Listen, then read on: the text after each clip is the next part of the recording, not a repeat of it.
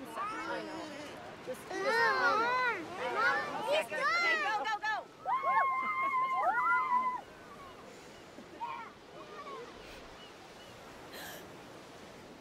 No. Boys, hang on, boys. Здравейте, аз съм Мери от Holisticated и днес ви подготвих един клип. Тематично за лятото, може би малко късно, но никога не е късно, защото това е важно. Именно SPF или така нареченият Sun Protection Factor. Слънцезащитен фактор. Водно конче. Като има много митове и напоследък попадам на все повече глупости, които всъщност вредят на здравето на много хора, на които се вързват и не знаят. Затова реших да направя този клип. Много често срещам информация в този тип DIY, т.е. направи си сам сайтове, като Pinterest, WeHearted, блогове и така нататък.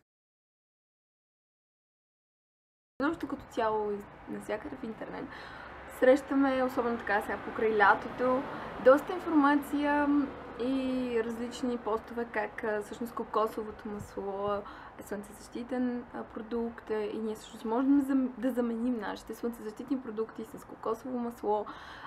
Друго често в тази година избухнаха малиновите семки. Може да сте чували за семки от морковени семки, семена по-скоро. И всъщност са възможни натурални масла и методи. Но истината е друга.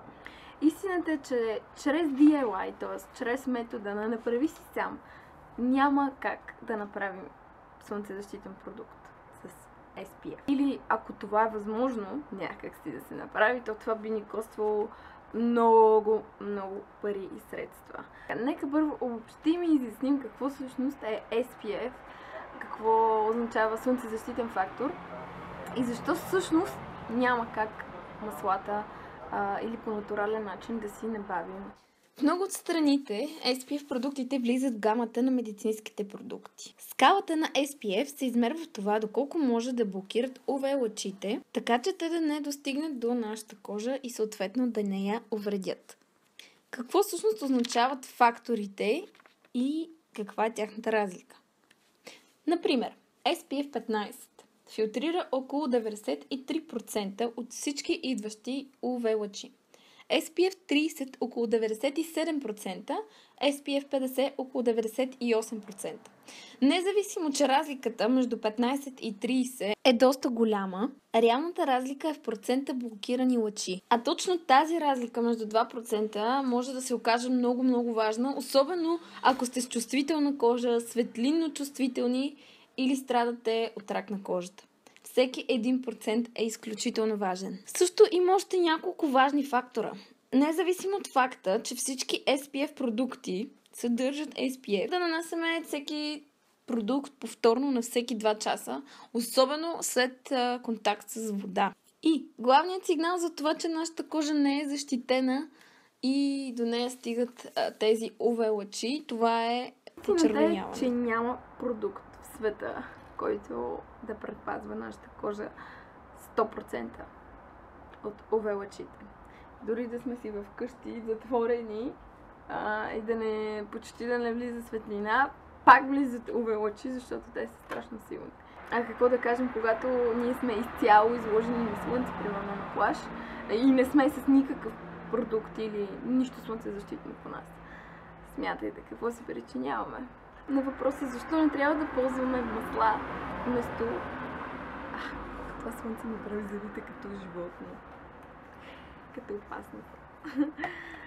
Защо не бива да ползваме натурални масла вместо SPF? Като мисля главно да говоря за кокосовото масло и малиновите семки, тъй като тях ги срещам най-често и най-вероятно 100% сте чували.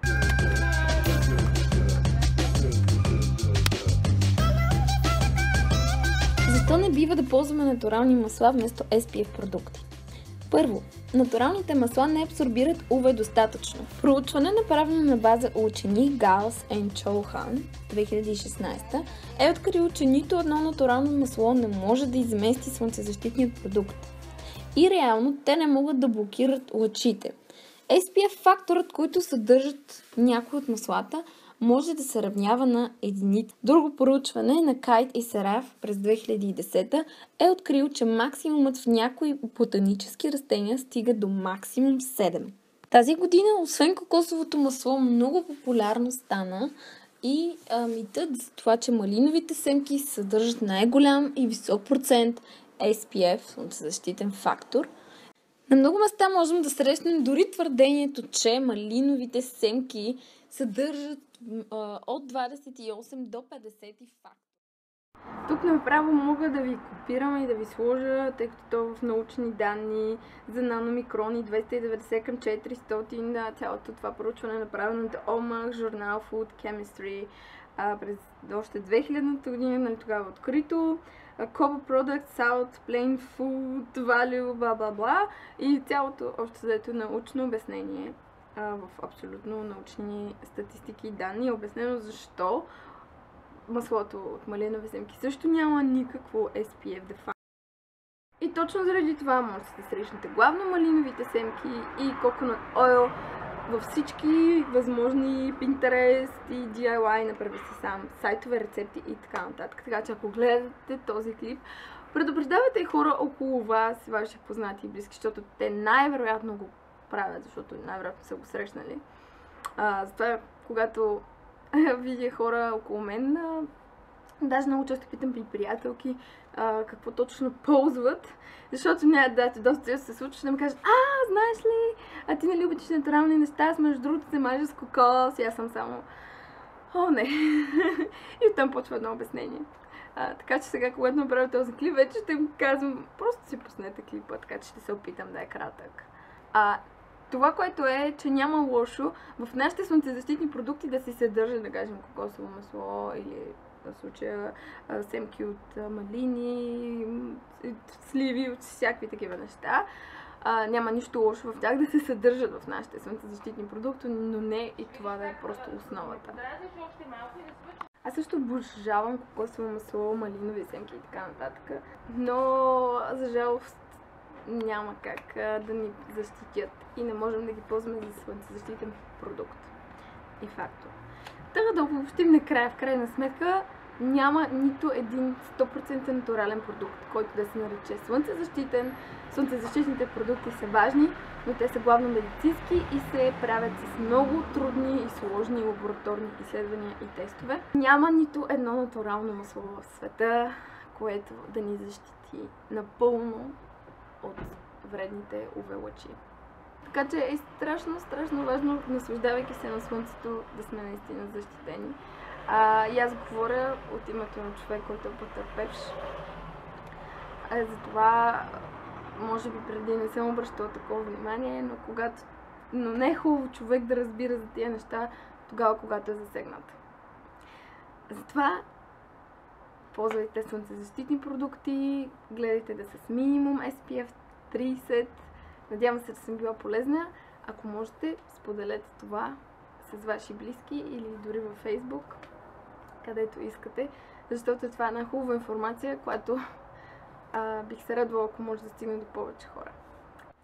Също така обмислям да направя още едно видео, за да ви кажа всъщност аз какво реално ползвам, за да защитя кожата си, тъй като съм се базирала и съм казала, че аз ще ползвам само изцяло натурални продукти. Но да, това не винаги е абсолютно възможно. При слънцезащитните продукти е много важно и акнето, така че в следващия клип ще ви покажа какво аз ползвам, за да защитя лицето и като цяло кожата.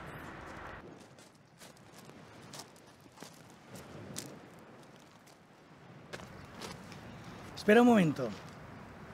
No estarás pensando en irte a jugar sin recargar tus superpoderes, ¿verdad? ¿Qué superpoderes?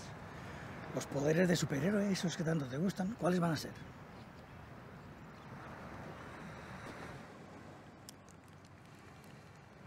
Con esta crema te conviertes en superhéroe. Tu mamá y yo somos superhéroes. ¿Sabías eso?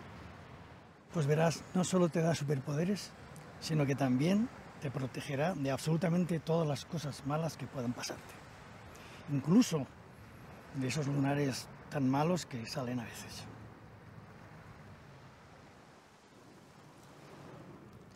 ¿Eso es lo que le pasó a la abuela? ¿Le salió uno de esos lunares malos? Sí, cariño.